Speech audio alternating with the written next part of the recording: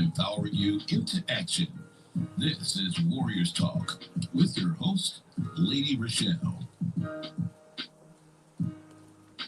Hello. Welcome to Warriors Talk with author and founder Lady ReShell, where we move away from awareness towards action. It is Health and Wellness Monday, and our topic for today is the power of advocacy. We are live on Intellectual Radio. We just heard from the Drive at 5 with Roman. Keep it locked right here on Intellectual Radio and allow us to feed your brain. On the last episode of Warriors Talk, Rizal and I discussed, are women expecting husband benefits from boyfriends? Head on over to YouTube and type in Intellectual Radio and stay connected for any episodes you may have missed. The quote of the day is, to be an activist is to speak. To be an advocate is to listen.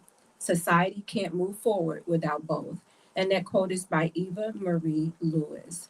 Here is your trending topic for today. Historian Carter G. Woodson launched Black History Week in 1926 to recognize the significant contributions of African Americans during the second week of February to coincide with the birthdays of Abraham Lincoln and Frederick Douglass. Congress expanded its National Breast Cancer History Month 50 years later during the National Bicentennial celebration, at which time then President Gerald Ford urged the country to seize the opportunity to honor the too often neglected accomplishments of Black Americans in every area of endeavors throughout our history. We are so grateful for our sponsor on today. We have Emmanuel Church of God in Christ with Pastor Michael Richardson, who has a special message for us. Greetings, I am Pastor Michael Richardson. And I am First Lady Anastasia Richardson from the Emmanuel Church of God in Christ. We're located at 3058 West Van Buren in Chicago, Illinois. We are building upon a solid foundation. And we're inviting you to join us every Sunday morning on Facebook Live at Emmanuel Kojic at 10:15 Central Standard Time. And you can also view our videos on our YouTube channel at Emmanuel Kojic-MR. Once again, this is Pastor Michael Richardson and First Lady Anastasia Richardson, and we're from the Emmanuel Church of God in Christ. We are building upon a solid foundation. If you are tuned in on any form of social media, like the show, share the show, and invite someone else in on the show that you feel may benefit from this valuable information. My special guest today is a dedicated breast cancer activist and educator. She was diagnosed with breast cancer in 2014. She serves as an emeritus board member of the Virginia Board Cancer Foundation since 2017, advocating for patients and survivors in the Virginia General Assembly. Nationally, she is the board vice president and state field coordinator for the National Breast Cancer Coalition, champion research funding and policy changes to end breast cancer. A graduate and mentor of the National Breast Cancer Coalition Project Lead Institute, she has contributed as a consumer programmatic reviewer of the Department of Defense's medical research program. With a background in IT and training, she takes a practical approach to advocacy, supporting individuals nationwide. Welcome to Warriors Talk, Marylinn Minor. Hey, Marylinn. Hi, ReShell. How are you? I'm doing well. How are you? Good. I'm excited about the interview on today. Thank you so much for coming on and being a guest on the show. I know that listeners are going to be blessed and they're going to be ready to take action after the interview. I am grateful to you for the invitation to participate. You're welcome. So I want to just jump right into the conversation. And I want to know what inspired you to be a breast cancer advocate and how has your journey evolved over the years? It's interesting. I often look back on the day that I was given my diagnosis, which happened to be over the phone. My surgeon called. He was wonderful. In spite of the fact that it was over the phone, I felt very cared for. It has everything to do with his style of working with patients. And somehow I knew that day that I wanted to give back in some way. I had absolutely no idea what that would look like, but I knew that I was committed to do it. And it literally started that day. So why is advocacy so critical in this fight against breast cancer? Oh my goodness. Now actually more than ever, as we know. The challenge, I think, is that it's difficult to get people to understand what's really needed in breast cancer. There's so many conspiracy theories. Advocates have the opportunity to put a face on the disease. They have the opportunity to share information that most average people would not get. So it's important to, I think, not only be an advocate, but in some cases, you need to become an activist. And the distinction that I would make is an advocate is someone who is saying that they support having funding, getting research, things like that. Whereas an activist pushes back on misinformation, information that's not science and evidence-based. And that's where I think, my skills have really grown in the time that I've been an advocate. Do you feel that being an activist moves you more towards action, like real action versus advocacy? Well, it's all a part of advocacy, in my opinion. I think that those advocates who become activists have spent some time in the space. And because of what we know is sometimes a slow going process, sometimes it's not outward facing in terms of the community to know exactly how much is being done. And in some cases, not as much is being done as we think should be done. And that's where the action takes place. And I look at it from the standpoint of what am I doing on a daily, weekly, or monthly basis to make a difference? Can I look back each month and see that I've done something to move that needle? And that's the distinction that I make between an advocate and an activist. Yes, I agree. It's always something that we can be doing daily to push the agenda ahead. So I totally agree with that. What are some of the challenges that you think, some of the big challenges in breast cancer advocacy today? They just got more challenging in the past almost month, right? There's not enough research being done. There are not enough people being included, particularly women and men of color, being included in the clinical trials, the tests that are being done to determine if medication is going to work, it's going to make a difference. That's been going on for a long time. In fact, I find it interesting that there is so much conversation about not having the right kinds of patients. And yet I feel like we're almost as far back as we were 5 or 10 years ago when I first started hearing about it, because it's really not a whole lot being done that's different. There's a lot of lip service around it, but I'm not sure there's a great deal of action. So that's one of the large challenges. I think what we're about to face in the next weeks and months, and certainly within the next 4 years, if not longer, is just making sure that people have access to care and that researchers have the freedom to do the research that they need to do. If they're silenced, that is going to be devastating for our community. Devastating. It is going to be difficult to make up. Remember, I said in some cases, the science isn't moving as fast as we'd like it to.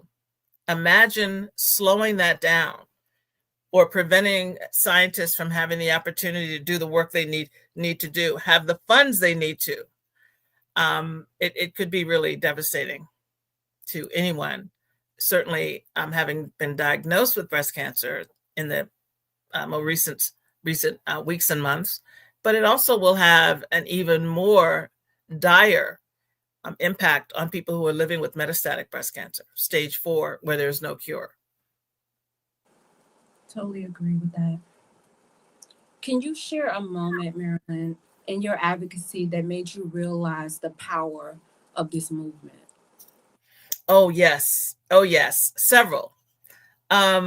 So as you mentioned, you shared, I'm from Virginia. And in Virginia, when I started with the Virginia Breast Cancer Foundation actually, I wasn't even on the board. I just went to my first National Breast Cancer Lobby Day that year. And the thing that I find interesting is that through the work that the National Breast Cancer Coalition has done to educate breast cancer advocates, the reception to us coming in and wanting to take the time to share with them the priorities that we have as an organization and all of the other grassroots organizations nationwide, it was impressive to say the least. Our organization has a very rich history and deep reputation for being measured. They know that we focus on evidence-based centered science, and they were willing to listen to us. They always have been. That was one of the impacts. Another had to do with local Virginia legislation. The Virginia Breast Cancer Foundation had been focusing on really supporting, obviously, access to care. And when the opportunity for our governor at the time to put forth a bill to expand Medicaid, that happened. We had been lobbying for it for a few years, certainly before I even started. And I was able to actually go to the Capitol and stand on the steps as it was being signed. It was a small, if we look at the total scheme of things nationwide, but for the state of Virginia, that was a big deal. A lot of states have chosen not to do that. And it will make a difference. In fact, it made a huge difference at the time to hundreds of thousands of people in Virginia who did not have access to Medicare before Medicaid. So Medicaid expansion was important. Marquita Bass made a statement. She says, I hear what is being done. I hear what is being said about not enough research being done. However, billions of dollars have been raised for research. I don't understand.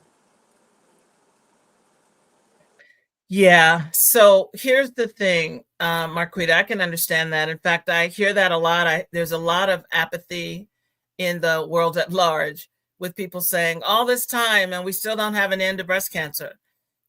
It's not that simple.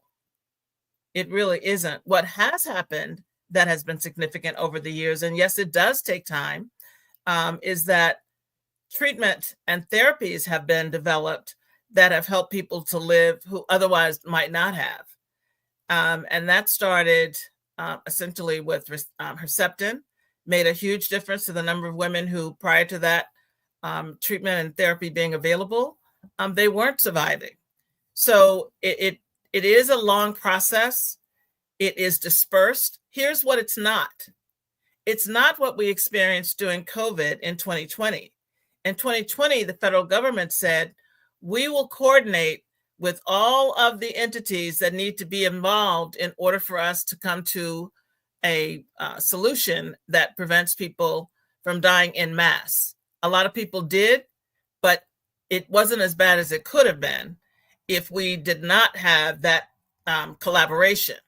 That doesn't exist outside of someone, in this case, it was the federal government, coming together and pulling in pharma and all the necessary entities, and they did it in record time.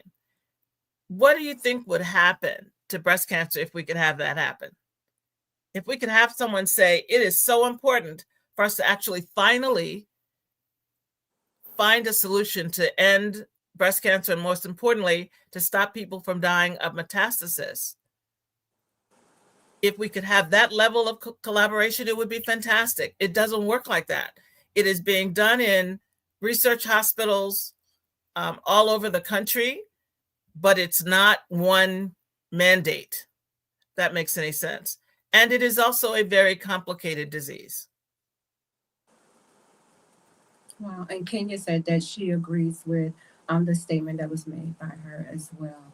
I wanted to, while we're on the subject of research, I wanted to talk about Project Lead because it does educate advocates on the science when it comes to breast cancer. So sometimes when we hear what's going on, out in public or in the world, we think one thing when it comes to research, but when you actually sit down in this particular institute, you get to learn a lot more about it, because my opinion changed about research. I'm like, why is we collecting all this money when it comes to research and nothing is being done? And then when I got to sit as a peer review, I said, wait a minute, yeah, something is being done. Something is being done with research. It's just not being done fast enough, but it is. Correct. It is done. I do see it. So I think with Project Lead, as an advocate, you get to have a seat at the table when it comes to seeing the science behind the research. So I wanted to talk about what is Project Lead, and why is this important for advocates? I would agree with you, indeed, ReShell. My experience with Project Lead was eye-opening as well. Number one, it started with the pre-work, which was rigorous to say the least. And that is really the word that kept being used whenever somebody said to you, what is Project Lead? Oh, it's this very rigorous, intense class. So it's a 6-day class at NBCC's Project Lead Institute. Takes place in July, last week of July into the beginning of August. Advocates who attend learn a great deal about basic science. They also learn about principles of genetics, evidence-based healthcare, cancer immunology, all the things that make up the elements of what would have an advocate be stronger than, say, the average advocate. So, for example, had I just followed my desire to get involved, I would have been involved in organizations that do support, and we certainly need organizations who do support. The distinction, I think, when you look at the skill set that is built attending Project Lead, you learn beyond that. You understand why breast cancer has not had an absolute cure. That's not something I had any clue about. Like most people, I wanted to know why, after all this money, after all these years, haven't we ended this disease? And one, it's complicated. And if you understand the science of the way in which the breast cancer operates in your body, you'll understand some of that. You'll understand the biology of breast cancer. And all of that comes to help you have a better more broadened perspective of what it is, and why we still have so much work to do. I will say, however, that like you doing peer review work, it helps you understand that because those proposals, particularly the ones that we've had the opportunity to sit on panels to do, because they're under the congressionally directed breast cancer research program, there is a mandate that the science that's being proposed in those proposals, in those grants, has to be above and beyond. It cannot be the average. It cannot be just an incremental change in breast cancer, in the breast cancer science world. It has to be overarching. It has to have major impact. That helps. And when you see the proposals that don't do that, you understand why we're not there yet, right? And that is where advocates who've been trained, educated to know what to look for, can provide feedback, and valuable feedback, that if the proposal isn't accepted and in the peer review process, we don't make that decision, but at least that information gets to the next level, which is programmatic review. But the idea of the information going back to the researchers to let them know, the scientists to let them know, your proposal did not meet the criteria. And if it didn't meet the criteria, obviously it wouldn't be accepted. And you wouldn't, in fact, receive the grant. That is only done when you have educated advocates who are part of that process. Having that seat at the table is critical. And it's having the seat at the table and knowing what to do when you're there. So Project Lead gives advocates a stronger voice when it comes to breast cancer research. So I totally agree with you. I had a chance to do Project Lead, and I was like, at the beginning of the class, I was like, oh my goodness, like this is a lot. It's a lot coming from, if you're just coming from the advocate standpoint. But once you Correct. get to that 6 day program, you're just like, wow, you understand it. You walk away with a different respect for those who are doing research when you go home. So I think that every advocate should take it, just so we can have a better understanding of breast cancer, the foundation of breast cancer, and how research moves along. Yes, and then follow on. Once you graduate from Project Lead, you have the opportunity and you have access to webinars that break down some of those more complex subjects even more deeply. And that's an ongoing thing as a member of the National Breast Cancer Coalition. We want to make sure, go ahead, I'm sorry. No, finish your thought. We want to make sure that advocates, because when you go through Project Lead, I mean, it's a huge fire hose, you know that, right? It's an absolute huge fire hose. And so much of it you gain knowledge of, especially things you didn't already know, but some of it just is not going to stick because it was only 6 days. However, you have the opportunity to build on that knowledge as a part of additional webinars that break one subject that you spent maybe a half day on. You actually have time to go back and review that webinar as often as you like. Yes. Marquita said, after attending NBCC's Project Lead, I learned the difference between advocacy that targets legislative change and research advances versus patient advocacy that targets encouraging patients to advocate for their care and is designed to educate patients about treatment options. Yes. And they are different. They are all equally important. It changed your life, Marquita. Great. Awesome. And Kenya said, everybody's Project Lead is very informative and educational. Correct. I would agree with all of you. So what's the application process? And I say that as a current mentor, but go on. What's the application process like for someone who may benefit from attending?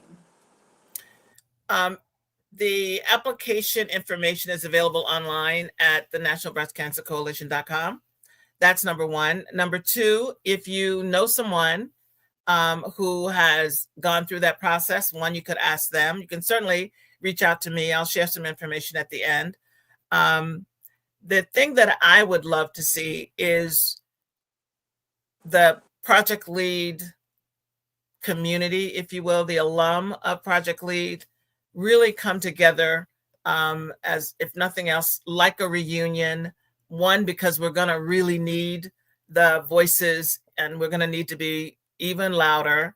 And our strategy is not going to be the same as what we've used in the past. At least I don't believe it'll be identical to what we've done in the past, based on what we are facing right now with the challenges to everything government oriented. The process is to fill out the application, be as thorough as you can be. And then that group of people is culled down. I'm not a part of that decision. What I am is a mentor, and I have been for several years now.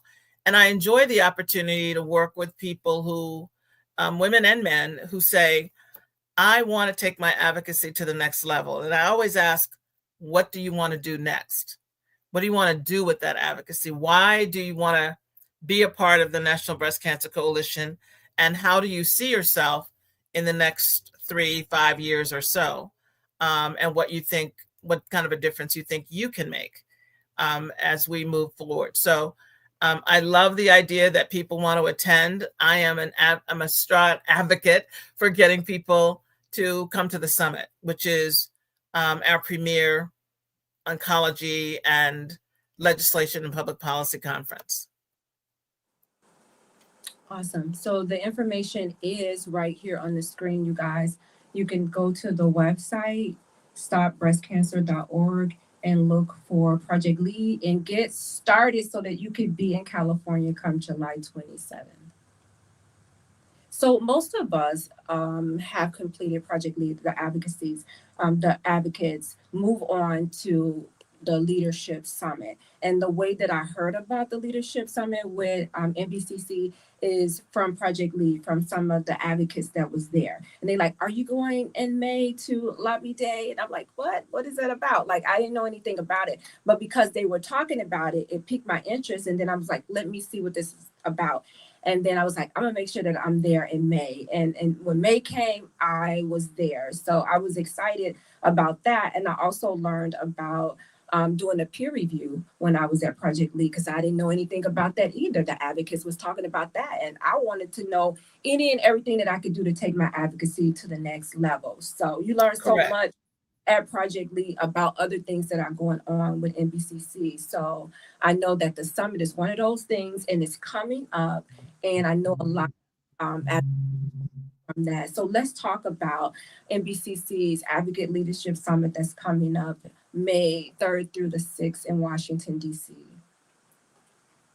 So there are a couple of things, and I'll step back and say the National Breast Cancer Coalition has a couple of major missions, one of which is to educate advocates to be better advocates in the work that they do for breast cancer.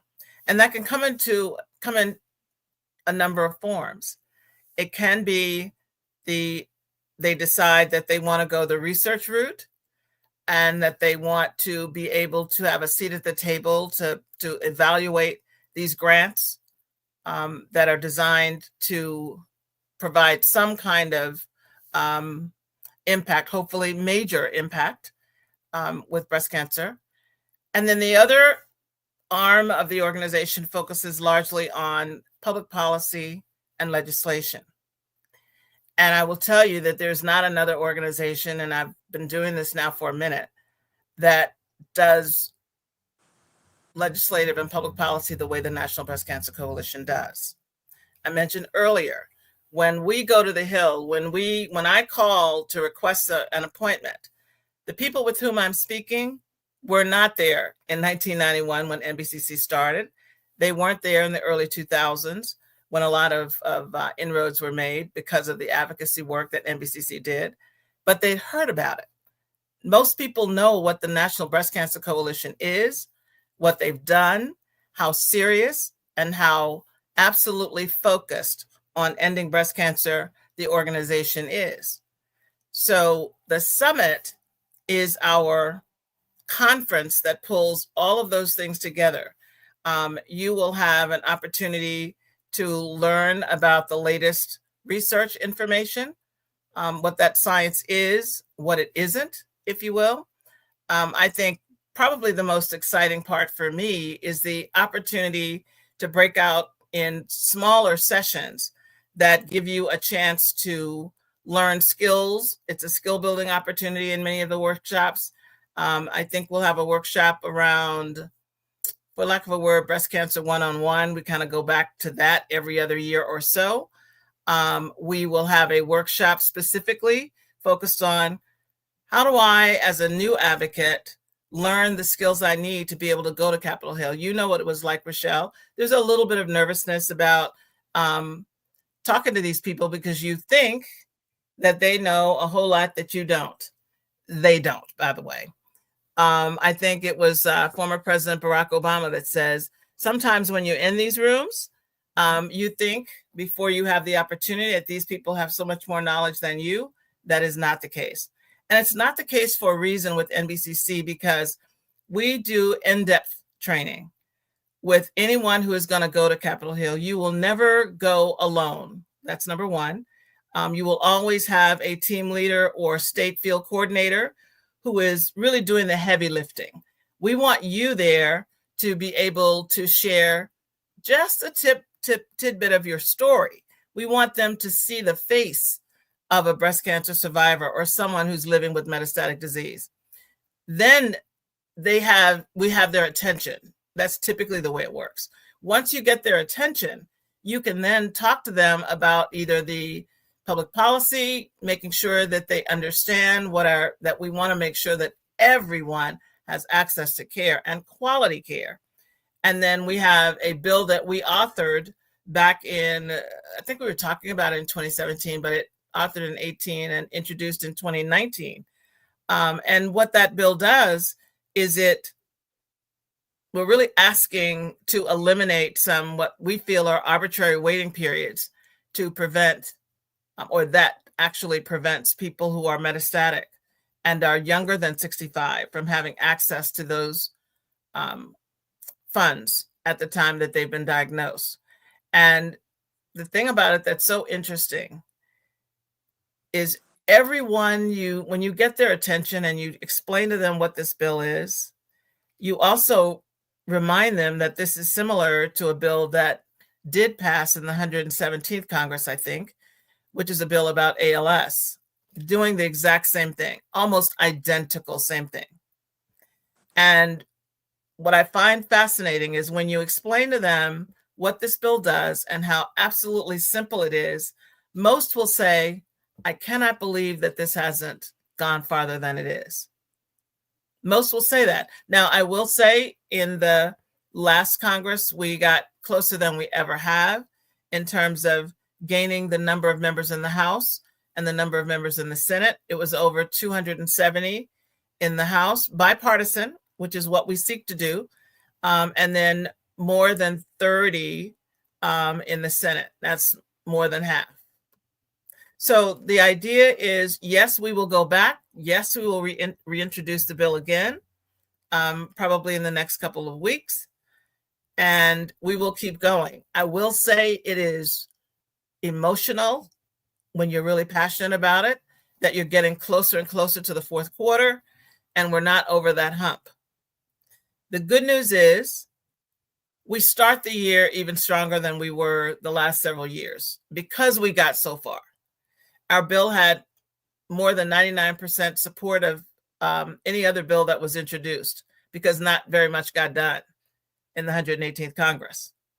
So we have some successes. We will take those with us.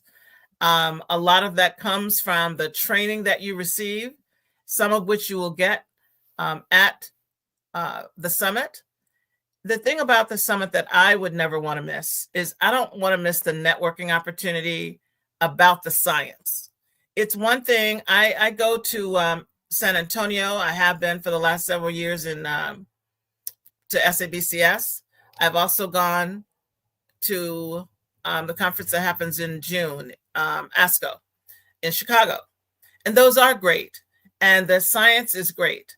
And you are in a large room the size of sometimes multiple football fields, depending on which conference you attend.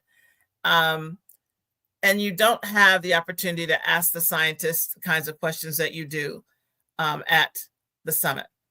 So I would hope that you all consider, particularly those of you who are graduates. I don't know when you attended the summit last, but I'm hoping that you consider attending this year. I will tell you that applications for scholarships close on March 3rd. So you've got a couple of weeks, but you don't want to wait all your 2 weeks. But I hope that you do attend. We would love to have you. Yes. What advice would you give to listeners who want to get involved in breast cancer advocacy, but they don't know where to start? Great question. I would first try to find someone in your local geographic area. But don't feel that and the reason I say that is because I did that. I reached out to a small organization, but the organization is a part of a larger network, and it wasn't positive. I didn't get any feedback. I didn't get a call back, to be honest. So you can run down a path and find that, that wasn't very successful. So what you might want to do is reach out to someone who has gone through this process. Start there. And also, once you understand what advocacy means, you have to decide what it means to you. What do you want to do? Because I will say it has taken me a while to kind of focus on a niche because it is a lot of things and you cannot do all of those things at once. There is, of course, what I call support advocacy. And there are organizations that are doing a bang up job, meaning really great, in identifying ways to support and care for people in their community. That is advocacy at its best when that works well. There's also the kind of advocacy that the National Breast Cancer Coalition does. You will not hear us from the podium. There will not be a small group workshop that focuses on support, because that's not the kind of advocacy that NBCC does. It doesn't mean that as an individual, I don't support that in my community, because I absolutely do. But we focus on science, evidence-based science, and we focus on making sure that advocates who participate with us are stronger, they have actual factual information, and they're not just going off of the last headline that you saw. In fact, a few years ago, I don't know that it's going to be included this year, but a few years ago, and I know multiple summits, we actually had someone there, a journalist, in a workshop where we learned how to discern whether or not information was just blowing smoke, or if it in fact had some science behind it, right? And how how to distinguish between the two. So those are the kinds of things we want. We want advocates who are well-trained, who can read an article and maybe do a little more research, and then decide, is this accurate? Or was it written in a way to get attention, which is what media is designed to do, right? So that's kind of one of the examples. That's what I think you will gain from it. I see the question, will we have to start from square? Yes, we will. Yes, ma'am. Yes, we will. And it's not our first year or our second or our third. I'm told that some bills can take 10 years or more to get passed. Yeah, that was then. That was when you had a House and Senate where people came together on common issues and common goals. That has not been the case for a few years. But yes, we will start from scratch. I will tell you, though, we're a little ahead because we do have the leads on both sides of the House for both the House bill as well as the Senate bill. And getting those early, getting their buy-in to be our lead sponsors is important. So we're ahead of the game. We don't wait until the 11th hour. We get started early. So we did that. And ReShell and I were on the Hill a few weeks ago, making sure that we were sort of greasing the skids, if you will, so that we'd start all over. What upcoming advocacy efforts or events should listeners be aware of? I think depending on what you want to do, if you have new people listening who think they want to be an advocate, I strongly encourage them to attend the summit. If they cannot attend the summit, but they think they can make it on Lobby Day, which is May 7th, consider doing that. You'll do it with a group. You won't be doing it by yourself. You'll be doing it as a part of another group. And if you cannot do the summit, it's challenging in some ways because it's the early part of May. But if you really have this as your goal, then early May isn't as big of a deal. If it's not your child graduating, if it's not your family member getting married, and if it's not, and you're not an educator where you are locked into, a schedule based on grades and graduation, then I strongly encourage you to come. So that's number one. Number two, if you can't make it to the summit, you've got a little bit more time, of course, to apply to attend Project Lead, to begin to set yourself up for the opportunity to gain the knowledge you need to set yourself apart and to take your advocacy skills to the next level. Awesome. Marquita had a statement. I want to read it really quick as we wrap up the show. She says she's having challenges remaining encouraged during the current climate. What advice do you have for others? Marquita, I'm not sure I'm the best person. I am so not sure I'm the best person. Okay, full transparency. I have struggled, and I've truly struggled since November 3rd, to be honest. And I am turning to my pastor. I listened in on a Zoom a couple of nights ago Another pastor from one of the churches in my geography had a gentleman, an attorney, speak to the group about what's going on legally, what can be done legally, and to encourage us not to lose hope. I am looking for as many of those kinds of opportunities as I can, because by myself, in my own head, when I consume the news, I just want to like explode. And obviously that's not going to be helpful to anyone. So I would say stay within whatever faith you have. I would rely on that. Obviously this isn't going to be, we can't just sit with our arms crossed and say, oh, you know, God's going to take care of it. He does have the ultimate decision making, but there are actions that are going to have to be taken.